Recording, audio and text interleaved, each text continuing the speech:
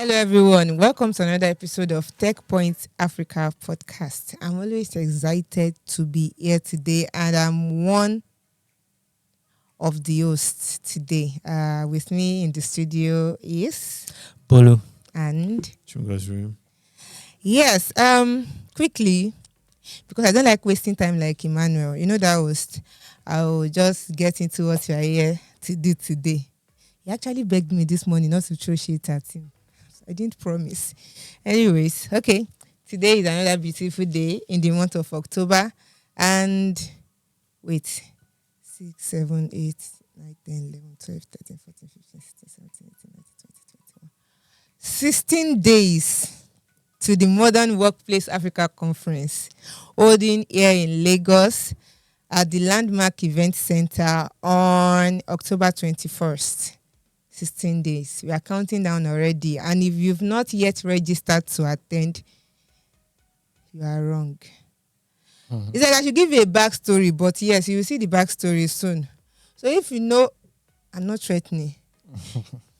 If you want me to keep my job, you better go to modernworkplaceafrica.com and register. If you're an executive, you can get an executive ticket. And if you're an HR professional, you can also get an HR first ticket, and that's because these two stages are dedicated specially for HR professionals and executives.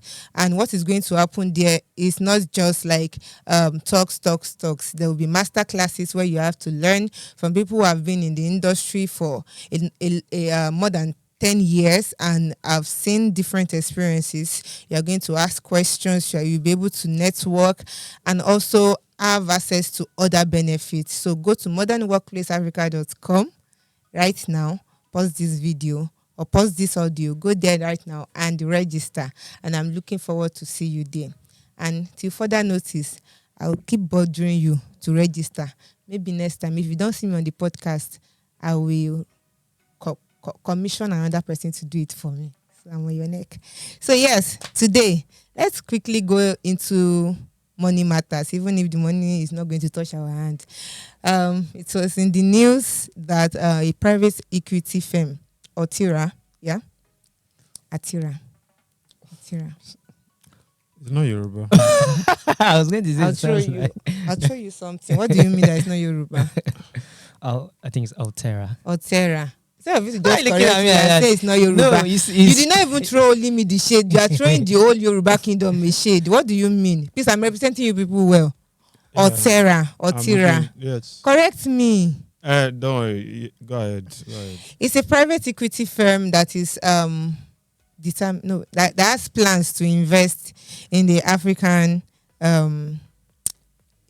market, and it has planned to invest $500 million dollars. $500 million, yeah. Yes, $500 million in the African. It's not just tech industry, Yeah. different industries, logistics, blah blah blah.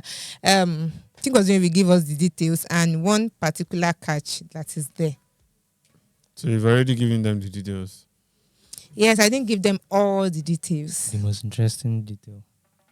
Okay. So Alterra Capital Partners, they've hit the first close of a $500 million fund. That's $140 million. And the fund it's a private equity firm, so it's not for early stage startups. Okay. You definitely have to be a growth stage company for them to even consider you. So yeah, they are investing the $500 million in Africa, and one of the investors is Aliko Dangote. The other is David Rubenstein. So some of you may know him from the David Rubenstein show, where he once interviewed Dangote. You remember the story where Dangote said after he once had to withdraw, I think $1 million or so, and then took it to his house and then returned it the next day. Oh, I know, it was $10 million, I remember it. Yeah, 10 million. Yeah. So it was. Oh, that was the interviewer. Interesting. So I hope I'm correct, Sha, but yeah, I think he was on that. The face matches the person. But yes, the two of them are backing the fund. So Alterra Capital Partners is just formed by former employees of Carlyle Group, and they've invested in Access Bank in the past. So Mm. Diamond Bank when it was Diamond Bank. So that's Oh, okay. investment went over to Access Bank. Access. So yeah, that's it. Which industries stand to Healthcare, gain? telecommunications, logistics. Those are the industries they'll be primarily investing in. Like I said, it's not for startups. Yeah, Oh, okay. So, growth stage companies. So or won't really Large large businesses that have probably been around for a while or are doing really good numbers. They won't be doing. I mean, judging from million how dollars. big the fund is. Fund this, yeah. I mean, not just how big. It's PE. They don't do give me 5% of your business and you collect $1 million. They typically do large rounds. So in Access Bank, they did I think $147 million. So let's move from there to Paystack. Paystack has built an offline, did I say offline? An offline payment solution for the offline market that does not require POS machines. Chingozu is going to give us a quick rundown of what this is about and if it's something that is really, really exceptional as the people have taken it. Which people? People talking about it. I don't. Well, moving on. So, Paystack has built or they've launched virtual terminals, which is just like virtual accounts that multiple individuals can have access to. So, if you've gone to let's say a mall or a supermarket to get stuff before, you've probably decided to pay with your card. Sorry, with a bank transfer. Okay. And you had to wait to confirm it. Yeah. And in cases where either the manager of the establishment is not available, you have to pray that the person is actually reachable by phone or something. Basically, it just elongates the time you have to stay, and not just for you, but also for the business, because often you have to stand somewhere, and if it's somewhere like ShopRite, it could get crowded and all. Yeah. So with virtual terminals, you can now, as a business owner, you could have several account numbers that your employees can have access to. So they do not need to call one person now to confirm that a payment has been made. They can confirm it on their own. So yeah, that's basically a rundown of what it does. Yeah. Okay. So I like that because it's good when a company build things to be able to suit every person in that market. And as you were explaining, what came to mind was some point of sales inventory management platforms or products that I've come in contact with, and one of them was like there's like a general account managed by the owner of the store who would be the admin, who would now open different sub accounts for say their salespeople or for different shops if they have more than 2 branches, if they have more than one branch, and like that. So with that, the people, the salespersons, the branch managers have like a separate account within that account, but they have limited access. The owner of the business can restrict their access, and I think that is what Paystack is doing with this. It's nice that it's coming from a fintech platform. I don't know, Shimba, do you know whether there are other fintech platforms, for instance, in Nigeria that have similar products? So I suspect there are a few others who have similar products. I just can't remember anyone right now. But is it? It's not exactly groundbreaking. If I'll use that word, it's not groundbreaking because it's a solution that I think I've seen a few other fintechs or maybe financial institutions that have that. So it's not particularly groundbreaking. But I think what is important is what it points to. So last year the Paystack launched Terminal, which is POS basically their POS point of sale machines. Yep. And it tells me that now they're kind of expanding their coverage. it's no longer just focusing on people who can pay with digital Cards. devices or with cards.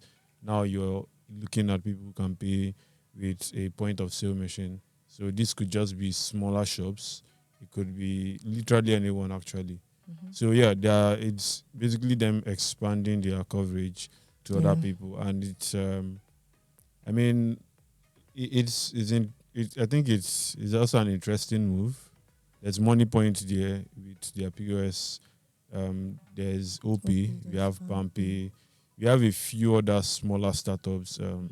that are already there. So what I do not know right now is the progress that Paystack's terminal has made since it was launched last year. I think this should be about a year. I think it was launched towards the end of the year last. Mhm. So this should be about a year. I don't know what progress it has made because they were primarily online. So I don't know what progress they've made, what the penetration rate has been like because I haven't come across a Sorry. Paystack terminal myself. So yeah, I'm curious to know what the progress on that front has been, Mhm. and then how they could possibly match up to Ways. existing Yeah, I think it's a competitors. huge market, and it's not even a matter of competition. It's about making something available for the market, for the enough for the What's market that to about making use. money, sha?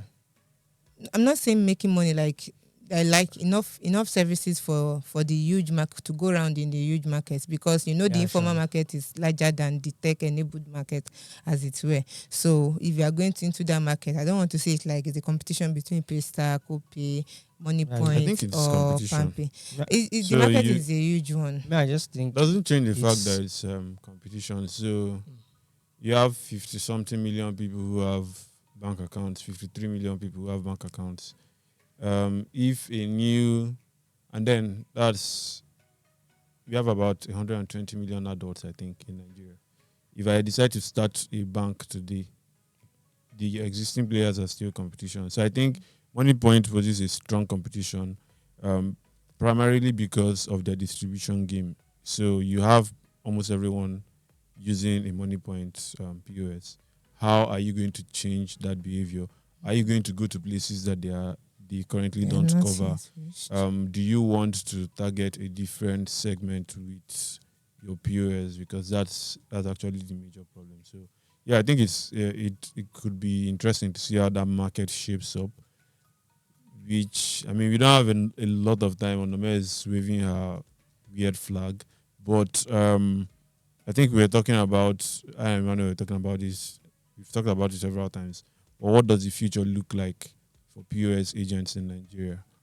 Are we going to see a situation, because the moment the vast majority of POS machines in this country are in the hands of POS agents, and if companies are trying to bring people online, because I know that MoneyPoint, for example, started scaling back and said, "Oh, we are doing business banking now."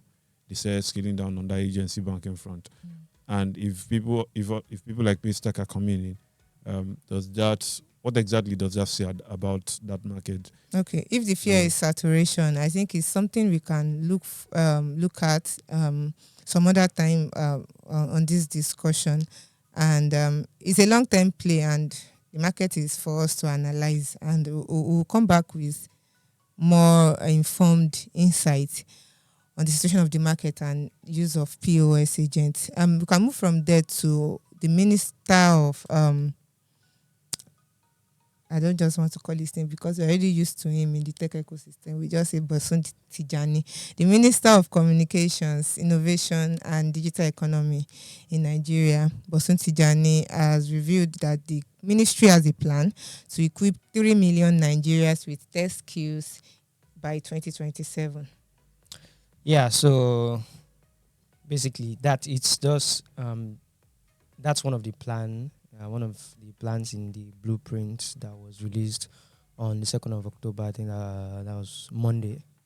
And yes, they want to equip 3 million Nigerians with tech skills by 2027.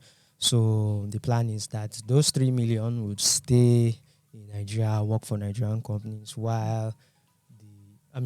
1.5 million, that's Okay. half, will stay in Nigeria, work for Nigerian companies, while the other half Be would exported. be exported, but preferably through remote work, right? They will Okay, still so be that in the they'll still be country, in the country. right? So that, I mean, Yes, that yes. money they get, they spend it in the country, right? So that's it's just one of the many um, plans that the ministry has for the country. So other plans they actually have their plans in four pillars. So policy, they have plans for different policies. They have plans for equipping people with knowledge. They have plans for tech infrastructure, and I think just to make it brief, some of like the most interesting ones are um, they have this plan of increasing the amount of investment in Nigerian tech companies. So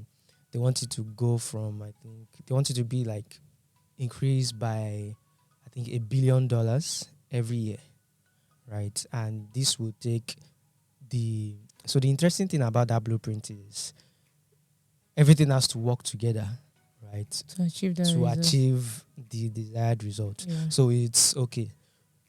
We want more investments, Yeah.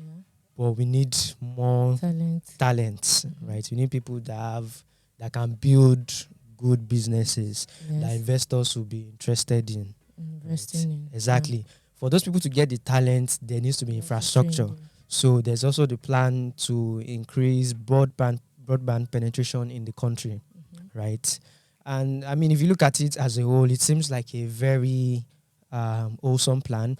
But they did clarify that it's not the strategy.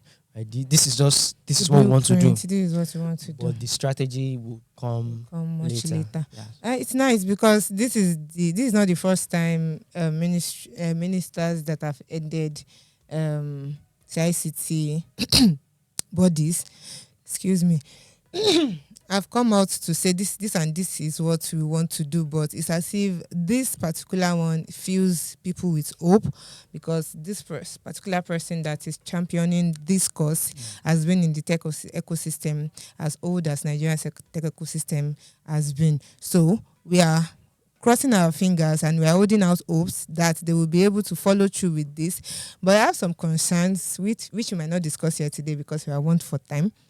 And that is the fact that tech has proven to be a lucrative industry for the past, let's say, half a decade or even a decade in Nigeria. And looking at how things are turning out, looking like the future is looking bleak, bleaker than what it was maybe in 2020 to 2022. Really? Yes. I think the future is bright for tech. Than bleak. Yeah, I think it is. So yes, there were layoffs, and they were shut down. And investment is thinning. Investment is thinning, but we've still grown investments in Nigeria. Yes, this year there has been so far. I'm not tracking the numbers like back to back, but I know that there has been a noticeable slowdown. That will correct itself. It's not going to eventually. It won't be there for too long. So yeah, it will correct itself. So the future for tech is not bleak. I think the future is okay. I'll join my skepticism with your optimism and hope for the best. But I'm always very bothered when it comes to training people with tech skills with the mind that they will be able to work in an industry. I fear for saturation, and I'm just looking for a way to find a balance that this ministry will find a balance to it. Yeah. Right, train people in business. It's important to just actually note that it's not just tech skills actually. So it's quite broad. Okay. It's I can't remember how they put it exactly. It's digital skills and skills that are also related. So it's not just going to be focused on developers, designers. Okay, so adjacent tech roles, exactly. Business. That would be fine. That would give the population like an awesome balanced thing. But that's what we look forward to seeing it, and it's the issue is always with implementation. Yeah. But we are holding out hope, and we want to believe that we're heading towards a good place. And we're going to end today's podcast by talking about a South African e-commerce platform.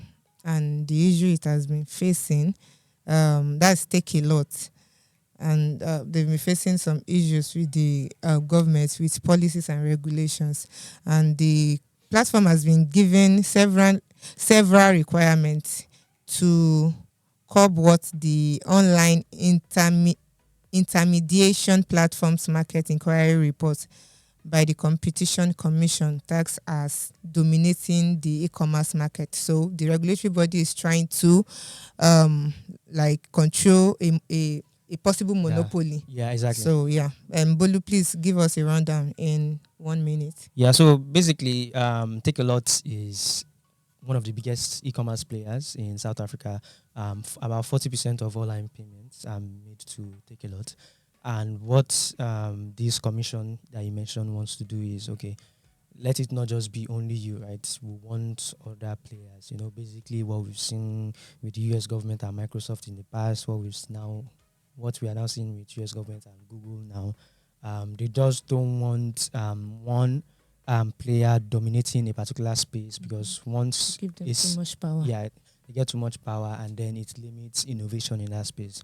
So that is what is happening with Takealot right now. They've put in some, they want them to, break down, separate some of their operations, basically. But the thing is, this company is not as if this company is one remarkably rich company. It's not even a profitable company yet. Yeah. So yes, to start with. Exactly.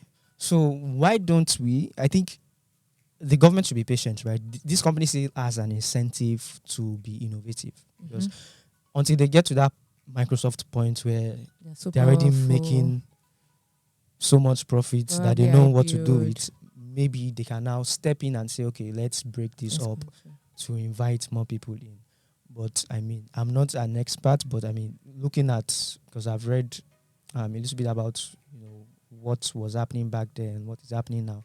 So I think, why don't give them a break, right? Let them get a hang of that market, because if you look at e-commerce in Africa, very few companies actually have a very strong grip on it. So let's see how it pans out for them. Yeah. So, but from what we read, the government is not for, I don't want to say forcing, or it's making them to institute some things that will control how much revenue they are able to gather. And one of it is offering benefits under the historically disadvantaged person program. And some of the benefits includes customized onboarding for these people, a 3-month subscription fee waiver, and at least 2,000 rand. That is like $105 in free advertising credit. Government might as well run the business now, right? But I don't know. I'm not on the side of the government. I just feel like I don't know what exactly they are saying, and people are not saying, for them to be coming against it. If someone has offended you, meet him personally. You guys settle it. Because there's really no reason why a business that is not profitable, it doesn't matter the monopoly that you think they have. There's really no reason why you should be chanting them, because that's what it is for me. You shouldn't be telling them how to. Are they flouting any rules? You are not seeing any evidence that they are. Are they suppressing competition? First of all, they are not even profitable, so they most likely are not doing that. Yes, if they are suppressing competition, you could do something, but not you preempting them and then saying, you see a future, a professor. No, you can foresee a future where they are a monopoly and they will kill every other. Let's get to that future before you start. The fear is unfounded. I think that is what I'm just hoping that they're able to get through this, because there are also other big competitors that they have themselves, that are global companies, Massmart, JD Group, TFG, and all of their competitors. And I don't know why the government is coming against Takealot specifically. They've taken a lot. They've taken a lot this year. They do rebranding. Yes. If it's not people coming against them that their free delivery promise, they are not fulfilling it, it should be something else. But I'm wishing them the best. Takealot. They are not superstitious, but really, you should consider changing your name. You've taken a lot this year alone, so maybe They It should. be your name with They the should follow you. Okay, so we are going to end on that note. You might have noticed that we are in a rush, and that's because I'm here on the host seat, and it's not Emmanuel. Do whatever you're going to do about it. Yes, I don't worry. don't mean Next week, that. Emmanuel will be back. You will You do. won't be seeing her face. No, they're not going to. They can't get me out of this podcast. They can actually. Don't worry. If you are, please, if you support me, please drop a comment. No, whatever coup they are planning. Don't worry. We I'm put We are this. going to We put this on sabotage Twitter. it. Let's We are try. going Not to taking sabotage sides. it. You can't get him away from this podcast. Thank you, everyone, for joining us today again. Don't forget, the Modern Workplace Africa Conference is still 16 days away. If you've not registered, go to modernworkplaceafrica.com. And if you also want to be a part as a sponsor, as an exhibitor, also go to modernworkplaceafrica.com. You will find the necessary contact on that website. I hope to see you there. I hope to meet you. And please call me when you see me. To our audio listeners, we are very, very grateful for always joining us. To our video listener and watchers, for those that are watching us on YouTube, thank you once again for joining us. You can drop your comments, your recommendations. We're always here to make things better so that you can enjoy us. And if you want to introduce this podcast to people that listen to it on audio, you can share links with them. Yeah, you can share links across Google Podcasts, Apple Podcasts, Spotify, Heart Radio, or anywhere else you get your podcast. Thank you. Radio. Whatever. Heart Radio. Odudua is Whatever. proud of you Yes, we are guys. proud of Dudua. Proud. Oh, you guys Thank should. Okay, Don't accuse at me of racism or I at radio. tribalism, sha, but really. Who has time? I hat. Who has time? I Thanks had. for joining us once again. We have our newsletters, TechPoint Digest, The Workaholic, Equity Merchants, FinTech Today. We'll drop a link to all of them in the description. Make sure you're following us on all our social media platforms, on Instagram, on Facebook, on Twitter, on LinkedIn. Yes, we would like to connect with you. Thank you once again for joining us, and see you in the next one. I want to see this face.